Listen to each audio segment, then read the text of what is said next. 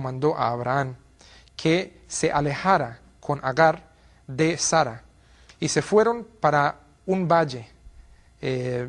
Abraham fue caminando con Agar y se fueron para un valle, bajo el cual hoy en día ese valle es llamado la Meca. En diferentes versiones de la Biblia, en algunas también se llama Beca, pero es el mismo sitio. En este sitio vemos que era un valle, solamente era puro desierto. Entonces Abraham fue y caminó hasta allá y de un momento a otro, Agar, teniendo a Ismael como un bebé en sus manos, Abraham se dio vuelta y empezó a alejarse o a caminar fuera del rango de ellos.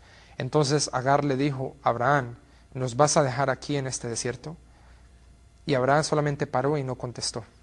Entonces después Agar dijo: tu Dios, o Allah, nuestro Dios, ¿te ha comandado a hacer esto? Y él dijo sí. Ahí mismo, cuando él dijo sí, Agar ahí mismo dijo: si Allah ha recomendado que tú hagas esto o te ha comandado, entonces para nosotros es suficiente Allah como sostenedor y mantenedor. Un punto de beneficio, vemos que Agar era una persona que creía en Dios y estaba siguiendo el mensaje de Abraham, que era de total sumisión, de solamente adorar a un Dios, que es el mismo mensaje de todos los profetas, otra vez. Entonces Agar se quedó en este desierto y ya cuando no tenían nada que darle de agua, no tenían nada que darle al niño, mejor dicho, ella empezó a correr entre dos montañas y a llamar a Dios que la ayudara. Eventualmente lo que vimos, o lo que sabemos en las Escrituras, es que Dios mandó a un ángel, y este ángel tocó con una ala, y de ese desierto salió un pozo inmenso de agua.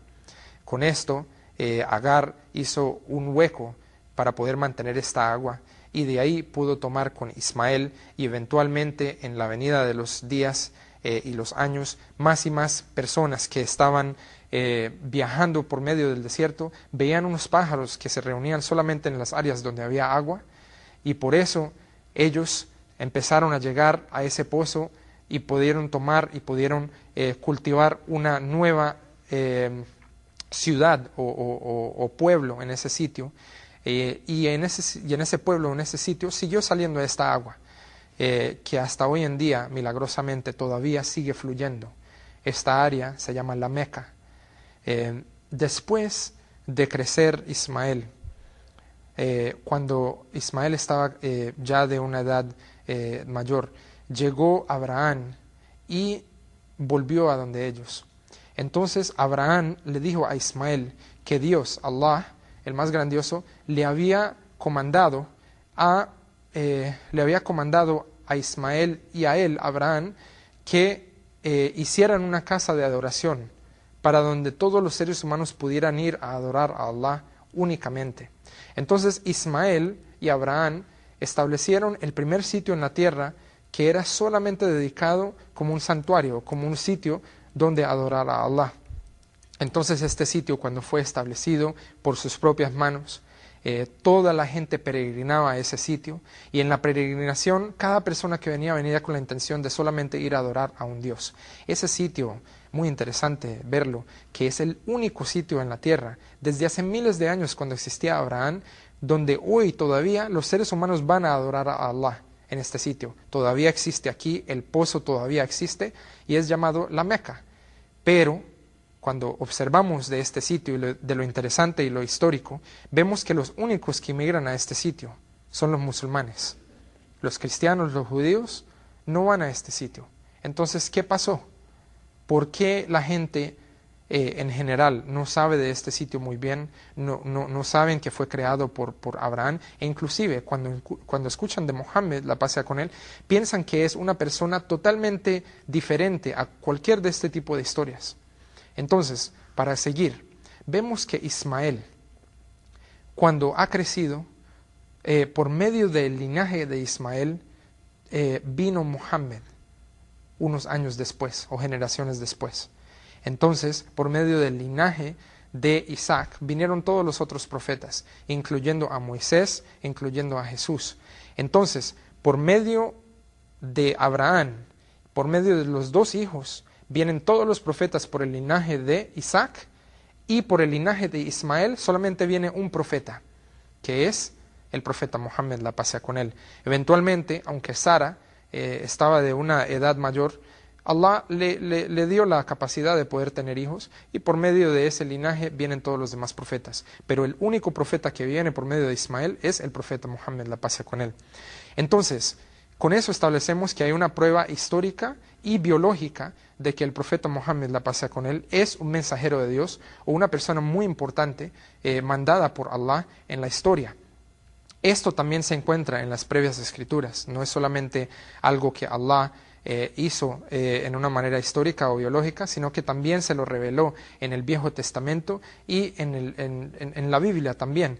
Una de esas pruebas o evidencias está en la Biblia, en Juan 14, versos 15 y 16, donde se lee que Jesús dijo que si me aman a mí, mantengan mis comandos o los mandamientos, es decir, y yo le voy a rezar al Padre, que Él les dé a ustedes otro confortador para que mantenga con ustedes para siempre.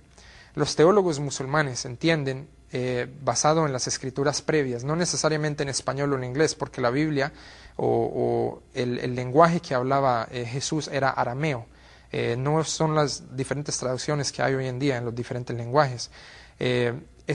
Lo más previo que pueden entender hoy en día en griego, que ha sido traducido del arameo y tal, es que en ese verso, cuando ha sido traducido al confortador, en el verso más primitivo se ve la palabra Ahmed. Y Ahmed es un nombre del profeta Muhammad, la paz sea con él. Quiere decir el bondadoso o el bueno. Entonces, con esto vemos que Allah, y hay otros versos en general, que se pueden cubrir y se van a cubrir en más detalle en el próximo show, si Dios quiere, en la próxima semana, cuando se va a hablar de Jesús en el Islam, que va a ser un tema muy importante expresarles a ustedes, y ahí se puede también tocar un poquito de las evidencias en la Biblia o en el Viejo Testamento sobre el profeta Muhammad.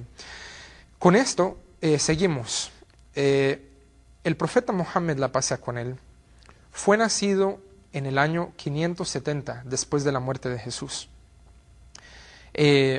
Nació en el sitio de Arabia, que fue el mismo sitio, en la Meca, que fue el mismo sitio que fue establecido por Abraham, por medio de la historia que comentamos ahorita con Ismael, cuando Agar fue para allá, y ese sitio es llamado la Meca. En ese mismo sitio nació el profeta Muhammad, la paz sea con él. Entonces, para que el profeta Muhammad naciera en ese sitio y viniera del linaje de Ismael, se está viendo que su historia o su significado es muy importante. Su madre era llamado Amina, la madre del profeta Muhammad, la paz sea con él, y su padre llamado Abdullah. Con eso vemos que es muy interesante ver que el papá del profeta Muhammad, la paz sea con él, murió antes de que el profeta Muhammad naciera. Entonces, vemos que él era huérfano en su nacimiento.